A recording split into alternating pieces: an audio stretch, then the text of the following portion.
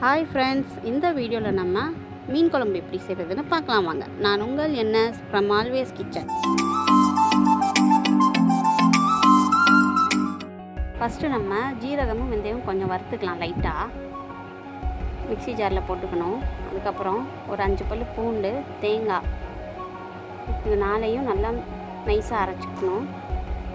அதுக்கப்புறம் தக்காளி, வெங்காயம் அதையும் சேர்த்து அரைச்சி விழுதாக வச்சுக்கலாம்.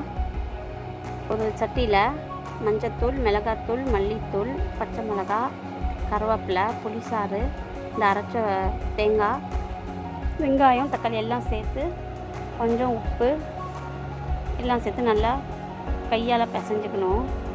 அதுக்கப்புறம் அடுப்பை ஆன் பண்ணிவிட்டு அதிலே எண்ணெயும் ஊற்றி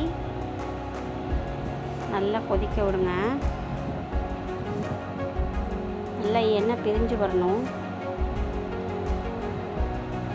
ஒரு 15 மினிட்ஸில் மீன் குழம்பு ரெடி ஆகிடும். நான் சொல்கிற மாதிரி ஸ்டெப்பில் பண்ணேன்.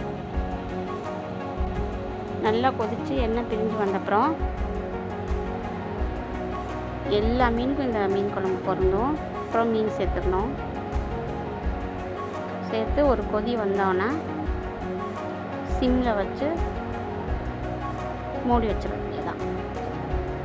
சுவையான மீன் குழம்பு ரெடி. இந்த வீடியோ உங்களுக்கு பிடிச்சிருந்தா லைக் பண்ணுங்கள், ஷேர் பண்ணுங்கள். Thank you friends.